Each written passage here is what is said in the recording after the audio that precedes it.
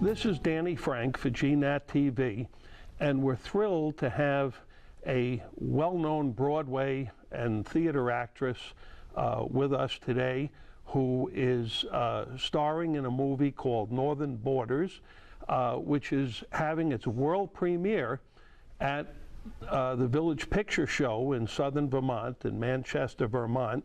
And Jessica Hecht, thank you so much for being with us this afternoon. Sure. And you have developed into one of the theater's most respected actresses, and I want to talk about your most recent success in The Assembled Parties, which recently concluded on Broadway.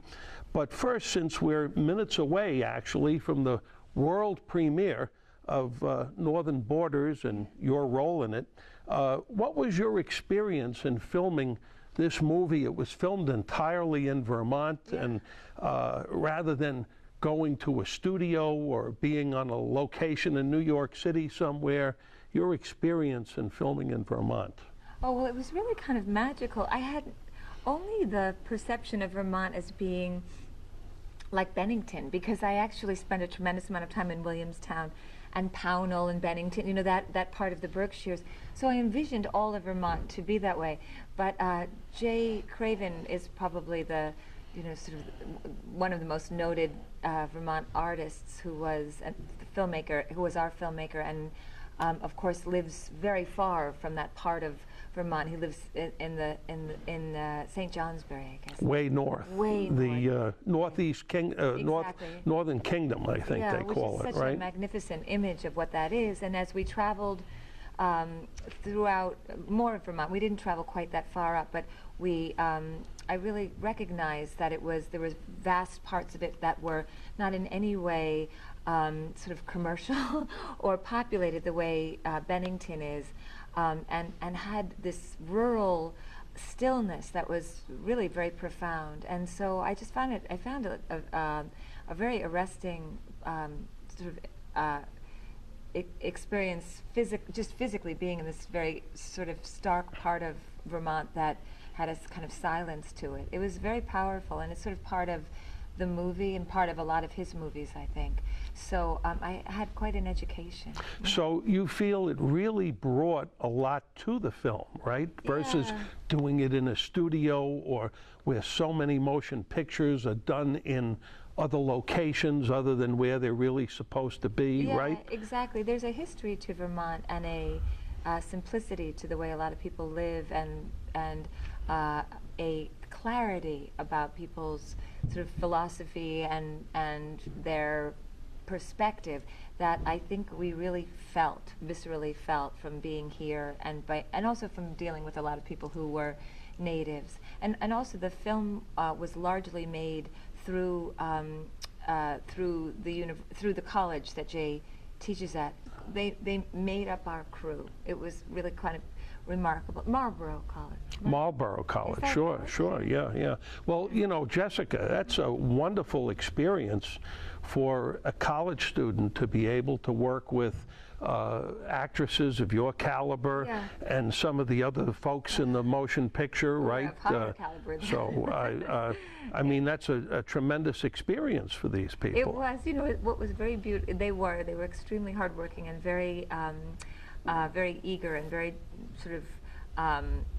They really wanted to have this integrity of making the film set as genuine as possible. So they were very attentive to what Jay needed. And what was very beautiful as well was that Bruce Dern, who is such a consummate actor, was so wonderful with them. I actually loved watching him with the students. He's a truly great actor, but he also loves talking about acting. So he's a fantastic raconteur, and he would tell all these stories to the students on the set, and he really, the expression to take someone under their wing was like, you would see Bruce Dern's picture in the dictionary when he'd sort of really inspired these kids, and I loved watching him, and the students then, of course, worked 10 times harder from being in everyone's company. And little Marlborough College, Chris Noth is an alumnus of there. Yeah, it's a great school. It's a very artistic school. Yeah. So Jessica Hecht, like many states, Vermont tries to encourage more motion picture and television production here, and of course it's very competitive with a number of states, and Vermont is a relatively small state. So what would you tell to the producers and directors and the actors and actresses and creative people about why maybe they should consider Vermont as a state for film? And you know, I think because of the variety in terms of the population and the landscape. I mean, the landscape is consistently beautiful and green and cold and lush, but there are parts of it that could really, to be very honest, could really play for any part of this country. It could play for Appalachia, it could play for Connecticut, it could play, you know, because there are parts of it that are, I think, more impoverished than others, and there are parts that are incredibly rich financially and scenically. And so, but also I would say across the board, the work ethic is superb. And so you would find these people really very happy to work on the film in an incredible way. And a lot of people came here as well from big cities, both Boston and New York and other places, and landed here. So you have this sense of sophistication in the population also that's pretty incredible. Well, it's really not that far from New York City and Boston, and 3 hours, I think, so Jessica, describe for our viewers a little bit about the plot of Northern Borders and the meaning of the film. And of course it's based on a book by William Mosher, I think it is, right? Who's a well-known Vermont, Howard Mosher, I'm sorry, who's a well-known Vermont writer. Right. So tell us a little bit about the film. It's you know, I was just trying to explain it to my son in the car, my 12-year-old, that it's really a coming-of-age story about this boy who is sort of foisted upon his grandparents, who are very complicated, sort of almost mythological human beings. They both have these complicated histories, and their marriage is very dense and not in any way loving, but very intertwined. And it's about coming to them at a late stage in their lives and really introducing himself to them as this kind of quirky kid, and he is left there by his father.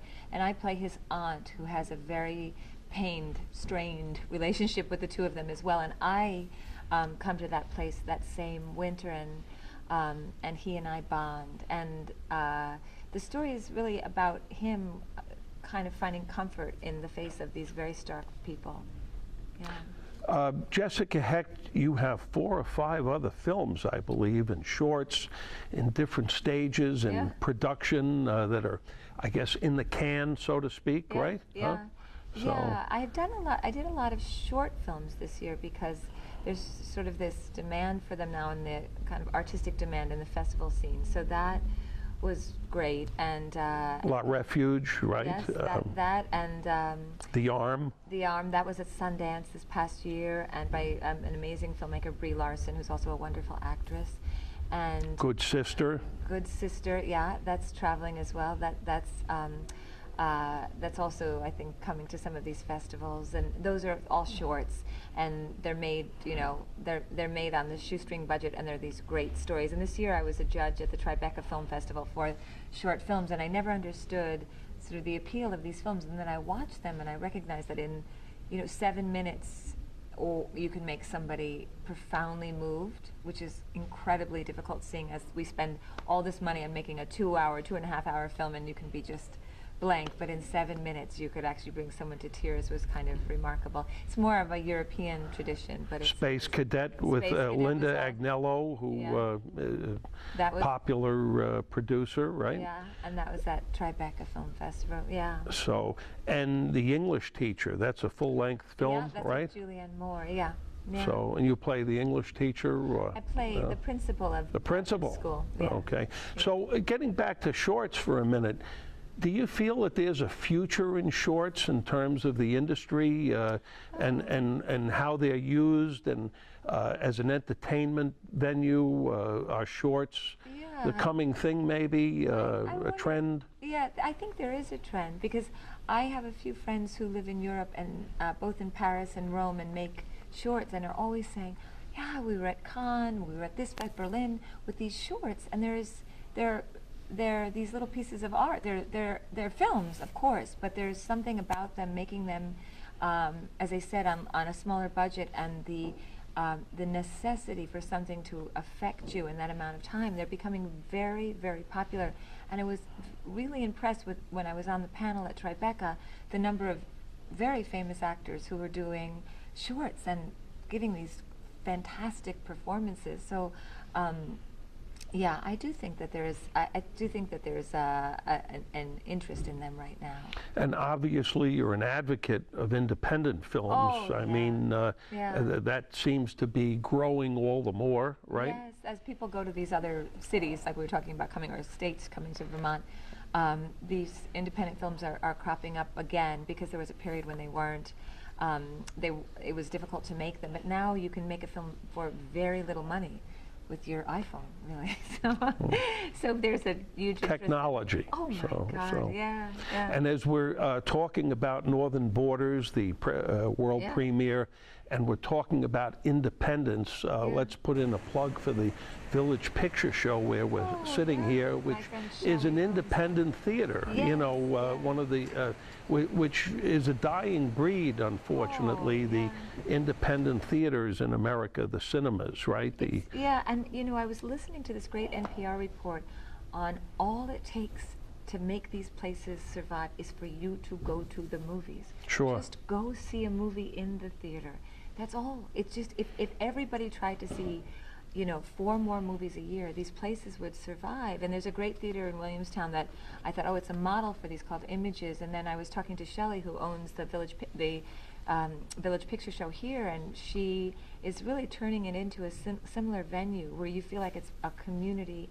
It's a place for you to go as a community, not only to see films, but talk about films and watch documentaries, which are really such a part of our education these days. So, Jessica Hecht, champion of independence, yes. right? So Jessica, you're also visiting this region here because you did a reading of a new play at Yes. the Williamstown Theater Festival. Yeah, I've had a long history there. I've been there, coming there for 15 years. And I did a workshop of a play and then a reading of that same play by Jeffrey Hatcher of the Balzac novel Cousin Bet. And that was it's a great, Jeffrey Hatcher is a great writer, but that was really a delicious experience. Yeah.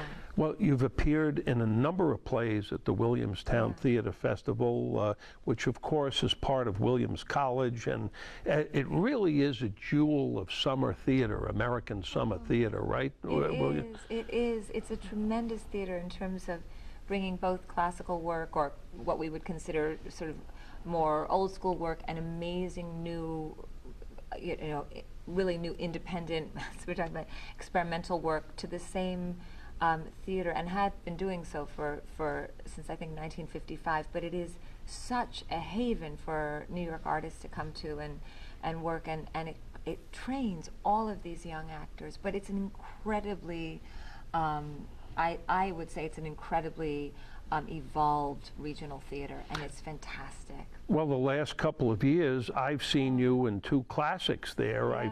I saw you in Our Town, of course, which is a famous classic play, and A Streetcar Named Desire. Yeah. Had a very, very powerful part in Streetcar, of course. I should play Blanche in that. Yeah, that was really a life-changing experience, doing Streetcar, but also doing it at a theater that I have such a tremendous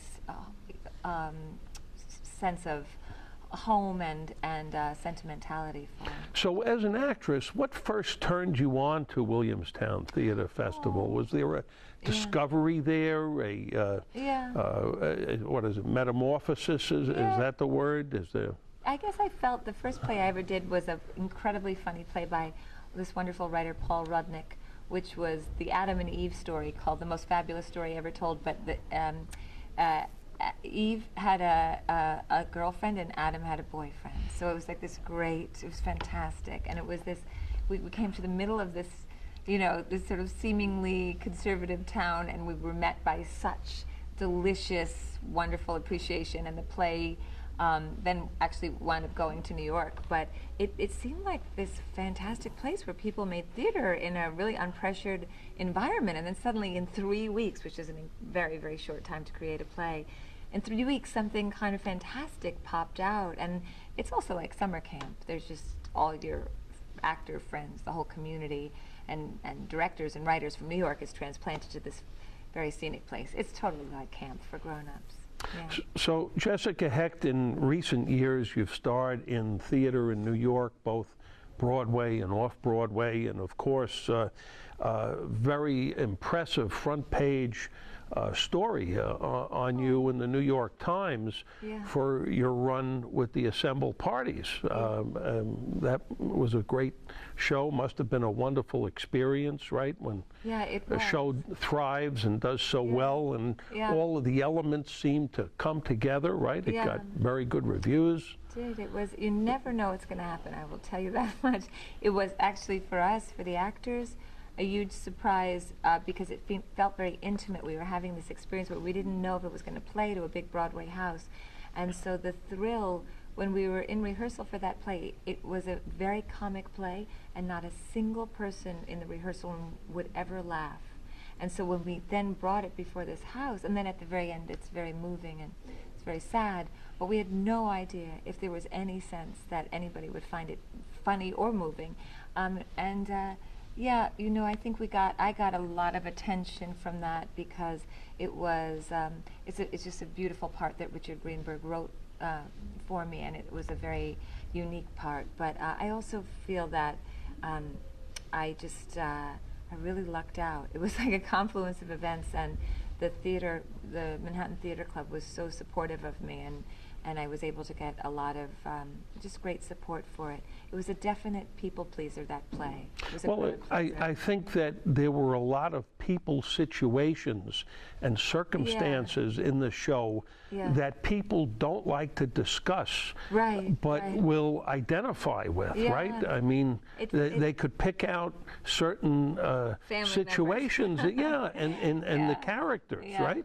It spans 20 years, and it's the life of this Upper West Side Jewish family, this sort of cultural family, culturally elite family, and it spans this 20-year period. And you look at this woman, I played the matriarch, and it's really about what happens in the course of 20 years and the people that you think will be there 20 years later who are not, and the kind of comfort which you thought these people would survive or live was not present at all in 20 years, but what they have is this kind of sense of hope that is really profound. It's about family, and I think a lot of people looked at it and thought, oh my God, that was us, you know, oh, that's my aunt, oh, that's my mother, you know.